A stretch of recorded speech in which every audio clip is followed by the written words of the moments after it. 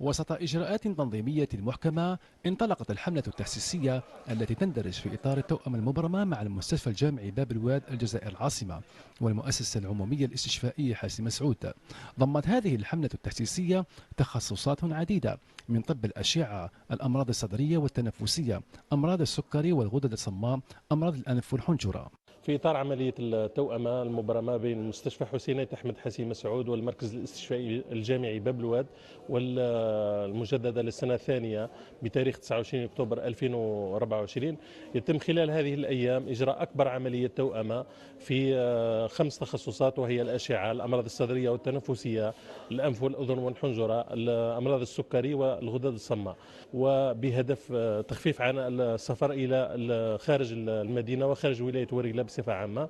هذه المبادرة راح تستكمل بمبادرات أخرى، راح تكون في تخصصات أخرى خلال الأشهر المقبلة إن شاء الله، ولعل أبرزها أمراض المفاصل والعظام والأعصاب. هذه الحملة التحسيسية تهدف إلى إجراء أكثر من 1200 فحص لفائدة المرضى المسجلين.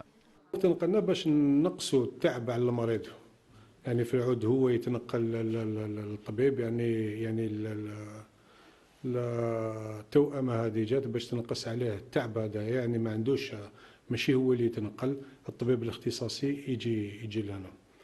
دونك يعني التنظيم كان مليح، لقينا مرضى، يعني كاين انا لاحقين نورمالمون حتى نتكلم على الاختصاص تاعنا الامراض الصدريه، لاحقين حتى 170 ل 180 مريض دونك لا كونسلطاسيون. نتمنى نكونوا عند حسن ظن الجميع من المرضى حتى اطارات المستشفى، لهنا. كاين بعض المرضى يستدعيوا عمليات جراحيه لضعف بلاتو تكنيك. هنا اعطينا لهم مواعيد، ديناهم معنا الالجي ان شاء الله يجوا لعندنا باش نديروا لهم هذه العمليات. قمنا بهذه الفحوصات هنا وان شاء الله تتعاود مرات ومرات ان شاء الله.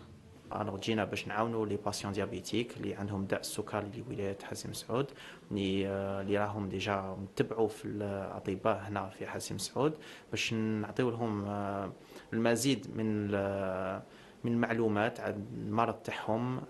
بالك كي نشوفوا نعطيو لهم تعييرات، وكي نشوفوا اللي لازم لهم بعض بالك المتابعه في الادويه، ولا نديروا لهم هنا ليكوغرافي تاع الغده الدرقيه عندنا. وثاني ننصحوهم سورتو هاد لا بيريود هي بدينا نقربوا من الفتره تاع رمضان، دونك دوكا انا ننصح كل امراض داء السكري يتقربوا من الطبيب تاعهم باش يعطي لهم نصائح على رمضان، باش يقول لهم ولا يقدروا يصوموا ولا لا. المواطنون أعربوا عن ارتياحهم لهذه المبادرة، خاصة أنهم وجدوا التسهيلات أثناء اجتياز الفحوصات الطبية وعدم طول الانتظار.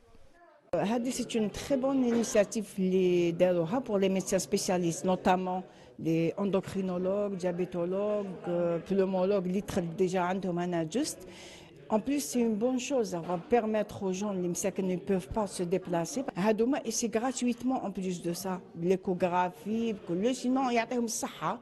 وجدنا كل التسهيلات في المشفى، بدءا بالاتصال بنا عن طريق الهاتف، كذلك الإعلانات التي تمت في المساجد وعبر وسائل التواصل الاجتماعي. أنا شخصيا كما يعني قديش هاتف كلموني من المستشفى قالوا لي أرواح إلى المشفى. في الحقيقة أنا أحيي جميع القائمين على هذا المشفى، مديرا واطباء وممرضين. كاين اخرين ديجا، كاين اخرين مرضى وما على بالش بلي مرضى. هذه لوكازيون، سي لوكازيون، انا ديجا جيت سمعت اني جيت.